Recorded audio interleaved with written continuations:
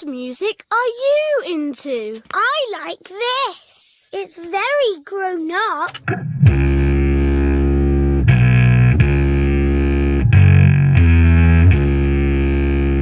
It's been 10 years since Hotline Miami came out, right? Well, it came out this time in 2012 October, so it hasn't quite been 10 years, but it's a very important game for me. I want to tell you a little bit about where I was in the world when it came out and how it kind of got me back into the spirit of gaming. It was strange. 2012 was a weird year. There wasn't huge amounts of AAA releases and we hadn't had the previous gen systems out yet. Mass Effect 3 came out in 2012 and stuff like Dragon's Dogma, so that gives you an idea of how long ago in gaming. And also as a medium and looking at footage or looking at YouTube and finding out more about a game that you hadn't purchased yet wasn't that much of a friendly idea. Yeah, there was loads of stuff on IGN, but that was one of the more forward-looking websites. You really had to sort of dig sometimes, and made it a lot more interesting discovering stuff about quite obscure and strange indie games. Which brings me over to Devolver and of course Hotline Miami. I was working as a recruitment consultant over in Dubai. It was a strange time for me. I didn't own a console and I had a laptop, and so I'd be looking into Steam. I was quite into indie games on Steam, and that got me on to seeing more material around Hotline Miami 1. The channel that I run now wasn't even on the cards. It wasn't an idea at all, and I, as a gamer, was really out of the sphere. It's quite a strange industry, either in or out. You really have to dip in and look at some of the underground culture and news.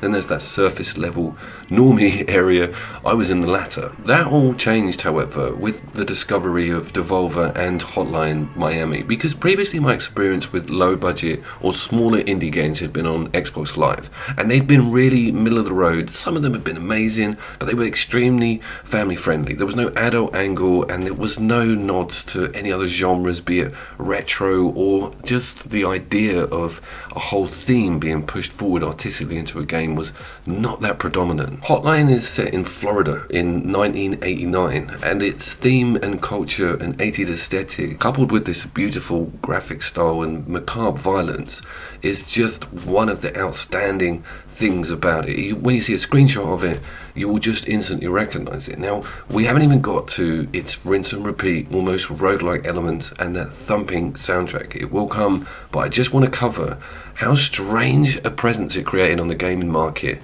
Prior to it coming out and when it picked up pace, it was just everywhere. Its story and setting are also one of the first things that hits you. It's this almost John Wick-like universe, and it's blended in with a kind of schizo Tyler Durden angle, and it's got this anti-hero, almost Taxi Driver. So there's a hell of a lot of stuff to cram into a small indie game, but it manages it. It manages it because it's supported by one of the greatest retro, vaporware, electro soundtracks that has been brought onto an indie video game in the last 10 years. So that's another reason why I put this video together, is I was expecting thousands of Hotline Miamis to just flood the market and this whole area to just be diluted, but we were at a peak when this came out. Its sequel is an identical game, I feel, just with a few elements expanded on. The real gold is in this original game for me. Now let's examine that gameplay, because the year that it's set, video games were around, and it doesn't really mimic, well, it kind of does. The top-down area, like the gauntlet angle, is kind of, I think, a nod to that format. But once you start talking about the frame rates and just how damn fast the game runs at, and its reaction time on your control input, it's on another level. It's nowhere near an Atari ST game, this, even though it wants to pretend to be sometimes. When I say pretend, I'm talking about its UI, the way it kind of looks, and some of the enemy designs. It's minimalist when it comes to graphical fidelity, but its replay options and the speed that it operates at is completely current gen. The game allows you to restart instantly. There's no load in, it's bang, bang, bang. I'm also running this on a PlayStation 5 and was keeping an eye out for any snappier load times. Didn't really see a huge jump on that front.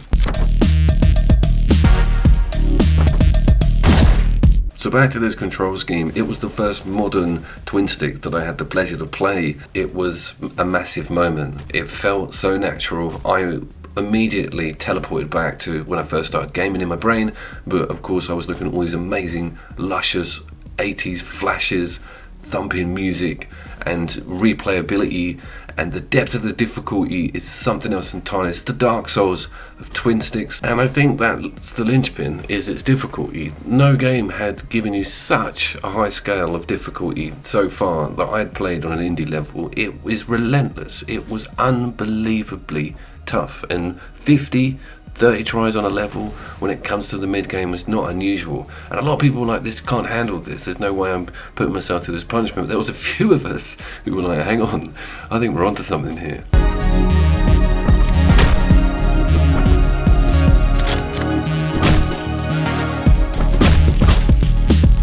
You see this level of difficulty in AA and indie games everywhere now. It is a tried and tested format. It's loved by a huge area of gamers, and of course Dark Souls and From Software have been there since the start, but this was where it really got put onto. By the way, that water can be thrown off that cooker.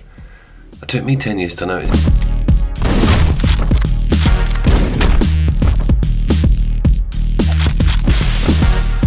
The game also comes with a strange autofocus aim, which works on clicking in the right stick so that you actually highlight an individual.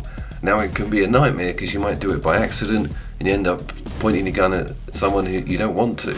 I'm really surprised other games haven't adopted this. Once you get on top of it and you realise what you're doing and you're not too twitchy on your sticks, and you realise how important it is because you can actually track somebody and then get them immediately, it's a great element to an already blindingly fast game, which brings me on to its stealth elements. It's full of amazing noise detection from the AI, and blowing your gun off will cause everybody to run over to you. So there's elements of doing melee attacks and not alerting everybody, and it really does push this to you sometimes, making levels impossible if you don't peel that onion. Think Metal Gear Solid 1 at 1,000 miles an hour, replayed 1,000,000 times in less than 30 minutes.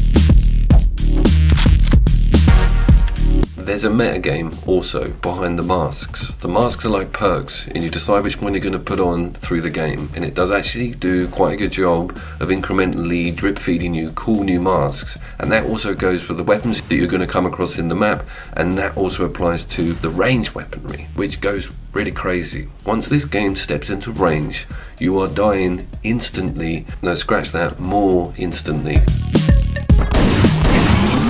You might not have played this, or you might have just played Hotline Miami 2, which is not a bad thing, and you are welcome to look at one because it does offer a lot more depth on that story front. It's kind of world famous, the story behind Hotline and that crazy ginger guy with the glasses, and if you've not had the chance to explore that because you've only played Hotline 2, then go for this. Again, extremely cheap in areas. I think it's still going on Steam, and I don't remember it being free on the PlayStation Network because it's probably not the most family friendly of games, and Sony don't really want this one played in the living room in front of grandma. If you're listening to me talk about its difficulty and thinking, no way, I don't even like a roguelike, well, I will say one thing. A lot of my normie gamer mates will play this a lot, and for some reason it kind of sucks a lot of the man on the street in. I think it's to do with its soundtrack and its rinse repeat gameplay and some of its quite eyebrow raising violence. It's got this I need to go back into that universe feel to it. It's crazy strange how addictive that retry is, because you convince yourself that you know exactly what you've done wrong, but the game also has a slight bit of procedural on what a lot of the enemies will be carrying at that particular time, and that can change things up on how you have to approach the level. So you'll be like, oh no, I didn't get the right roll that game, that's why I need another game, because it's a bit unfair, and you start justifying the fact that you've been playing this game till 3 AM and you're on your 125th try. Back to my little story that I was whittering on about at the start of the video. This also led me into Broforce. Broforce came out chronologically before this game and from Devolver. Broforce featured in my first ever couch co-op video that got laid onto the channel, and the rest is kind of history. I owe this game quite a lot, hence the reason I did a full 10-minute, 10 years later video of Hotline Miami, and I love it and will always own it on as many systems as I can. It's something I like to take around with me. I don't feel at home. I might be in a hotel room and I might be feeling a bit homesick, and I might put some Hotline Miami 1 on, you'll be fine. Sure enough. Please remember, I have been Couch Coop, and like and sub if you want to see more content from me. And as always, everyone, I'm going to see you down there.